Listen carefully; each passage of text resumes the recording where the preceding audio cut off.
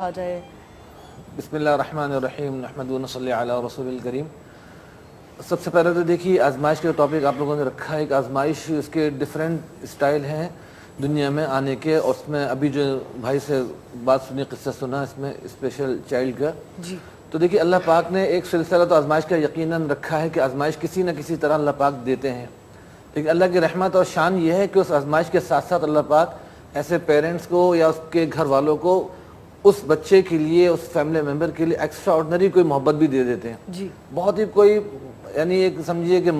محروم شخص ہوگا کہ جس کے دل میں ایسے بچوں کے لیے دل میں نرم گوشہ نہ ہو، یوزولی اس بچے کو ہر کوئی بہت زیادہ ایک توجہ دیتا ہے۔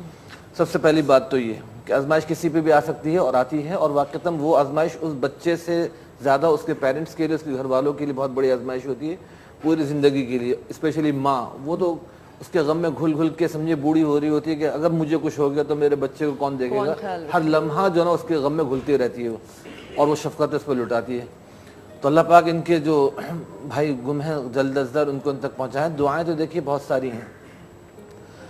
کچھ قرآن کریم کے ورد کامن سے بھی بتاتا ہوں۔ ایک تو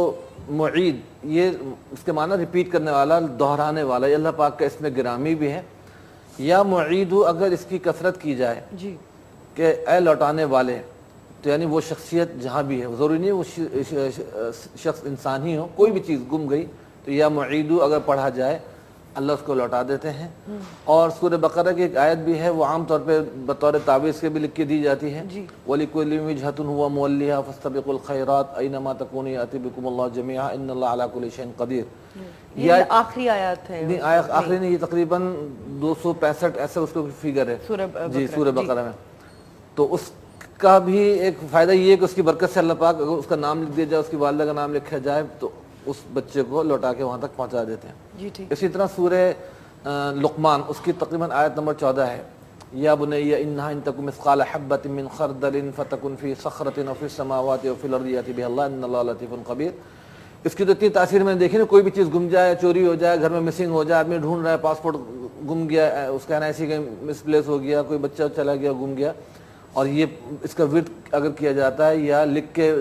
بطور تعویذ کی دی جاتی ہے، تو کہیں نہ کہیں سے اللہ پاک اس چیز کی یا تو اطلاع بھیج دیتے ہیں یا اس کو وہ چیز مل جاتی ہے۔ اچھا ایک کامن سا تھوڑا حساب بتا دوں میں کہ انٹرنیشنلی جو چیز خاص طور پہ گم ہو جائے، مسنگ ہو جائے، ان کے لیے ایک چھوٹا سا حساب بتاتا ہوں کہ آیت الکرسی، ساتھ میں آخر میں جو اس کی آیت وَلَا يَؤُودُ حِفْظُهُمَا وَهُوَ الْعَلِيُّ الْعَظِيمُ، جب یہاں پہ پہنچ جائے تو اس کو 3 دفعہ ریپیٹ کرنا ہے، دوبارہ اس کو پڑھا جائے گا وَلَا يَؤُودُ حِفْظُهُمَا وَهُوَ الْعَلِيُّ الْعَظِيمُ، 3 دفعہ ریپیٹ کر کے پھر 3 دفعہ سورہ یاسین کی آیت سلام قولا من رب الرحیم یہ پڑھتے ہیں، اور 3 مرتبہ لا الہ الا اللہ محمد رسول اللہ یہ پڑھ کے اس انگلی پہ دم کیا، اور اس شخصیت کے بچے کا تصور کر کے اس کا حصار کر دیا کہ اللہ جہاں بھی ہو وہ حفاظت سے ہم تک لوٹ کے آ جائے۔ اس کا بھی میں نے کئی دفعہ تجربہ کیا کہ بسا اوقات ایسے کڈنیپ ہوئے بچے کہ جن کو کوئی رسی میں جکڑ کے لے جا رہا تھا، اور یہ حصار کیا گھر والوں نے، میں نے بھی کیا، تو کہیں بھی جنگل سے وہ رسے توڑوا کے اللہ کے فضل سے واپس لوٹ آیا۔